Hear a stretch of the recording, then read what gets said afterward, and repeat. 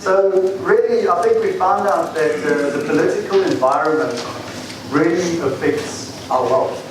And so if we put our hands into hoping, on government policy and that kind of thing, we've got to get that out of control. We've got to start taking control if we're going to invest and if we're actually going to make money.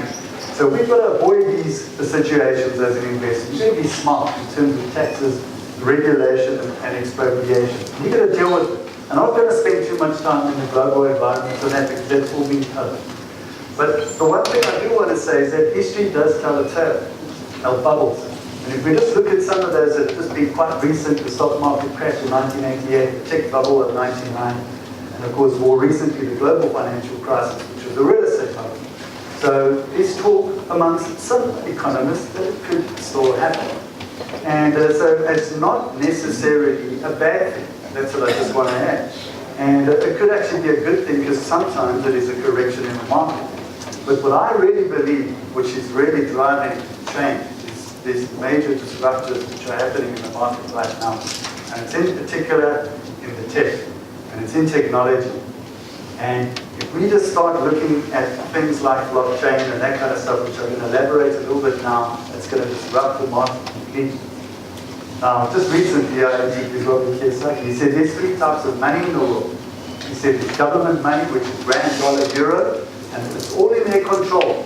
And in terms of how that fluctuates, there's God's money, which you call gold and silver, and there's people's money, which is Bitcoin, Ethereum, which runs on the blockchain platform. Now, if the future of real estate on a one-on-one transactional basis, if we had to transact on blockchain, we now in people's money. It's almost in our control. So the future is kind of moving in that direction, and I believe that it's going to be a major disruptor. And I just want to give some quick stats on the South African market. We currently have 8 million properties valued at 5 trillion, according to Lightstone. 82% represent residential, which is 6.5 million properties. 33.5% is bonded, with 2.6 trillion, and 1.74 million mortgages, of which 4.4% is in default, and only 1/3 is in sale and execution. So in fact, what Vicky was saying is pretty accurate in terms of that. And 2/3 are generally cancelled before auction. So the policies of banks have changed. So also in terms of the house price growth, according to FMG, only 3.5% in 2018 versus 4.2%. So we can see there's very stagnant growth at the moment. And 96% of sellers drop their asking price. So we can see that that's an indicator of what's happening in the market right now. And the sales period is 114 days average time in the market. And if you look at it compared to last year, it's much longer than 2016 and the previous years. In fact, it's closer to the times of 2008, 2009. And rental growth has also been really poor, only about 3.8% according to the latest payroll figures versus 6.6% last year. And I think one challenge is this statistic is the people who are selling to immigrate. I mean, the number was around about 2%. There's always people immigrating at some other moment in time, but that number has picked up quite significantly to 7 points for reasons why people are selling their properties. So, what do we have to do, to be able to deal with all these fluctuations and to outperform the market? Well, first thing is you've got to study the market properly. And I think you listen to people like Akbar as a developer, he really understands his market as a developer. And I think if you as an individual investor, you're also going to study the market, you're also going to study what works for you.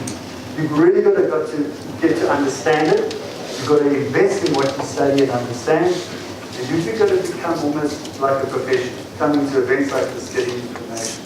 So I've got a few people who are leaders in that field who've got some views on that. Rather than watch the news minute by minute and panic whenever something happens, I think we have to stand back and look at longer term trends.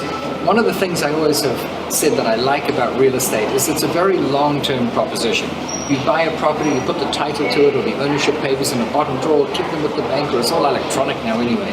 And you don't worry about it for 5 years and then see what it's selling. Chances are 5 years later it would have done spectacularly. Sun City opened, the first phase opened December 79, and we was hugely successful, much bigger success than even I anticipated. Most housing estates that, it's one architect, all the houses look the same. With my father always doing upmarket luxury end of hotels and resorts, he wanted to do something that was really unique. One of the first things I did is started buying properties for development stands at the time on deed of sale. And I used those stands to develop houses in times of when I wasn't that busy building other people's houses. Failure is a huge part of reaching success. We failed over and over and over. Even 1 year before the Olympics, in 2004, we got last place at the World Championships, the same guys. Let the celebration begin in Cape Town. Usually swimming is a very, very individual sport, but doing it with my teammates, the lessons that I learned out of that to deal with other personalities, to get the most out of them, to maybe sacrifice a little bit for the greater good for your teammates. Those lessons, I think, in a business environment are really priceless. So when you start in a small town, the way we did way back in Upington, your initial ambitions are perhaps to be one of the most successful business people in Upington. Then you move to Cape Town, and suddenly there's a much bigger world. Business, in essence, is opportunistic. Right. You've got to be in the arena, got to look for opportunities, and then try and capitalize on those opportunities. As anyone knows in property, if you don't get the tenant first, you have no property at the end of the day. There's no value in your property. Right. So my first bit was getting the tenants very happy, profitable for the business, such that we could grow and have more and more apartments under management, and then ultimately be able to afford to buy property, and then ultimately where we're at today, develop property. A crash is like an earthquake. Like in California, they know it's coming. Right. They just don't know when. Nobody knows. But it's always a good time, up or down. If you're a professional investor, it's always a good time. Right. So guys like me are complaining, there's nothing to buy, but it's a great time to sell. Right. So the best thing right now is we're selling all our junk. Right. Big problem is taxes, because now I have capital gains. Right. Right. What blockchain has the potential to do is to actually audit every single transaction. And so when you talk about the real estate contracts, it's actually auditing the contracts. So it's an infallible way to do something, to enter into a contract. The challenge, of course, is that it takes an enormous amount of computing power and an enormous amount of energy. Right. So there's some technology that has to happen before the blockchain can take off. Right. So the next 10 years, you've got this situation where baby boomers are retiring. They need to get money either from the government or from the stock market to pay them back, which they've been investing in for the last 30, 40 years. It's a major calamity. Second is student debt. That's reaching peaks right now, and that's a very, very big worry. So a major crisis in global markets within the next 10 years. Secondly, huge job losses, and if you don't retrain, relearn, re-educate right now, you're only going to be left behind just like the dinosaurs. So you've got to stay ahead of the curve. So we see that the world is changing, and we just can't do the same things as we did before and hope that things are going to improve. So I'm going to touch on what's the future of investment, what it's going to look like. What does the world of digital disruption actually look like? And we've already seen trends like image recognition, virtual reality, procurement, blockchain, augmented reality, those kind of things. Healthcare, we actually heard this morning, and artificial intelligence, which are disrupting all our businesses and our lives going forward. And if we look at the top 10 companies in the world that are disrupting today, SpaceX, Uber, Airbnb, Didi Truxing, which is very similar to Uber in China, Lyft, Grab, 23andMe, City, Rent the Runway, Coinbase. These are the guys which are disrupting, and there's going to be more and more disruption happening. There's going to be disruption of the disruptors. If we look at the top 4 real estate disruptors at the moment, it's Airbnb, and there's WeWork is the shared office environment. And we have House, and House offers all property services online, anything you can think of. Then Sophie also offers online mortgages, and you can get a mortgage within 48 hours with an online application. So these are kind of various things. There's the co-working office environment. So what does the impact of technology have on, for example, we've seen online agents, and I know there will probably be a few estate agents here. And in South Africa, we just saw Pan Golding just purchase Easy.com, which is very much an entry-level, low-commission online agent. And it's not really a new concept. But we've seen the likes of iBuyers, Airbnb coming in. So already in the United States, we have Knock.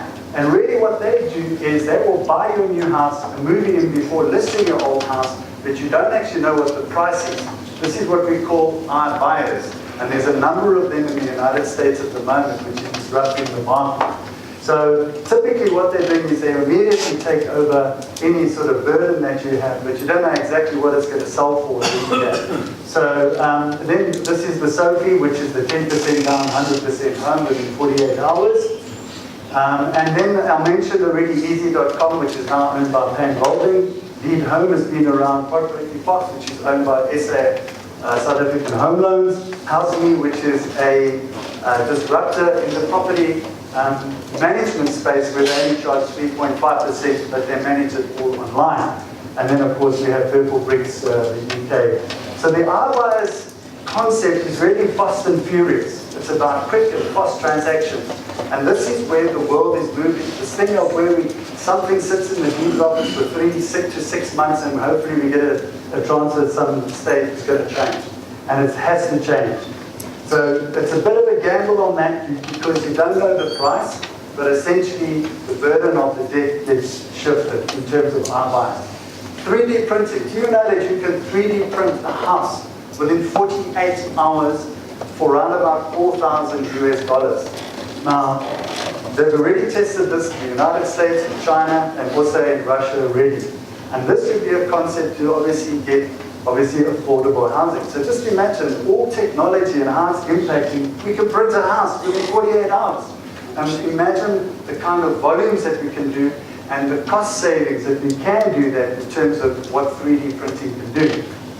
Fiber. And fiber we'll see all around, the big neighborhoods where there's massive development, especially where ACPA is developing, that there's fiber. It's a standard, and it's become a standard in the household, and using all smart property solutions, everything from your cable TV, Netflix, and to any kind of gadget that you've got, it's all going to be fiber enabled. Cryptocurrencies is the one that is driving blockchain right now. And at the moment, this week there was actually a cryptocurrency crash, and in fact we've got one of the leading cryptocurrency guys coming in on our next panel discussion a little bit later, Ricardo Spugny, and he's going to be along with Vanna, which we're going to hear from now, in terms of how it specifically impacts real estate. So let's just put cryptocurrency and the size of it. And we said, remember, it's people's money, it's private money. Okay, and it already has a market cap of $250 billion US. And if you only compare it with the size of Walmart, of Apple, at $1 trillion, and of course the number of US dollars in circulation. So you can just see the growth and the impact that cryptocurrency is. But the fact of cryptocurrency is that it's running on blockchain, and that's the point. So going forward, blockchain is going to be running, or real estate is going to run on blockchain, and it's going to disrupt. And I'll tell you how. So blockchain is going to change the world, but you have to walk in it with your eyes open, according to L.G. Tomlinson. Okay? So it impacts, we can be able to invest worldwide, anywhere, within minutes.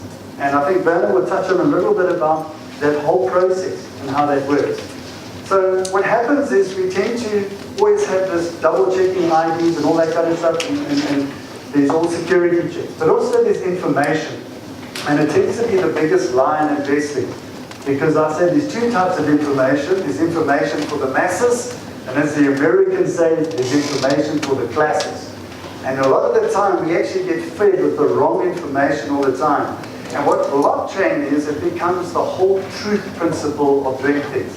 Because what stays on blockchain, lives on blockchain forever, and you cannot remove it. It really is the truth machine. So all the kind of corrupt deals and everything will be exposed on blockchain, step by step. It will be there. So how does it get, where is it going to impact? Well, it's going to be on banking and payments, and there'll be public source and closed private source. It's going to impact cyber security. This thing about double checking IDs and who's the person on the other side is going to do that or do away with that. Smart contracting is going to be the way that where all property titles are going to be sitting on the chain. And it's going to cut out a lot of the legal process and a lot of the ID checking process through the way. And also it's already with the Internet of Things in cars and buildings of software and that kind of stuff. Impacts communication. And I tell you what, government bureaucracy, and we've heard about in this country, we'll know where the money is going to be invested, but not only in this country, around the world as well. It will cut out all the unnecessary expenditure. We'll be able to see it because it will be transparent. And we can see the movement of money and the kind of transactions that are happening. So the one thing obviously governments are doing and banks are doing and everybody is to try to get how do they regulate it and how do they control it. Because at the moment it's a bit of a problem. And it's all about control and regulation. And at the moment crypto is more in the hands of the individual and not in government. So in terms of real estate, the three key areas that it's going to get it is in title transfers, peer-to-peer lodging, which is your Airbnb. And if you look at Airbnb, imagine booking into an Airbnb where you do a check before the time that you go in, that you make sure that you pre-check your tenant before they check in. And then smart grid systems where there's electricity, where the electricity is owned by the person that can provide that and where they can on-sell that. So let me give you an example where the ledger, or what it would typically look like in property title. Now, given the fact that in the world, 30% of property titles have errors in them, because there's a lot of human interaction on property titles in the deeds office. And let me tell you what, most of those deeds are probably sitting on somebody's desk, and when they decide to pick it up, it probably takes 2 or 3 months for them to even start getting the process going. There's far too much human interaction in it, where if it sits on blockchain, you can start looking at the history of a property from day one, and you can start saying, well, we sold to owner at that particular price, there was an improvement to, there was then an architect that approved extensions, and there was then sold to owner 2, but then it failed an inspection. Now, people can easily remove that if that is not on a system that is not trustworthy like blockchain. So that's the whole point of all these things that you just cannot move. And there will be a key that you can actually track, a digital key that we can get all this information. So yeah, this is how the future is going, and I think Brandon will spend a little bit more time in detail on it. So, in closing, disruption does create opportunities, and that's what we've got to realize. So we know that already economies in the world are disrupted. We heard from Nikki. So guess what? There's going to be another disruptor that's going to disrupt the way that we do things going forward. So what I say is prepare for the on-demand economy. You've got to be prepared for it. How do you do that? Well, you need to read, you need to be inquisitive, you need to ask questions, you need to find people, and you're going to meet a couple of the people today who are actually testing and trying out the blockchain process on real estate. In Cape Town, unfortunately, the gentleman is not here today, but he was in Cape Town. He has already bought and sold a house using blockchain, Roger from Investor Rent, and so it's already happening. So it's going to result in faster response times, and remember, it's always going to be about people. It's not just going to be about the technology. The people are still on the other side of the concept. So read as much as you can and just be prepared for it. Thank you very much.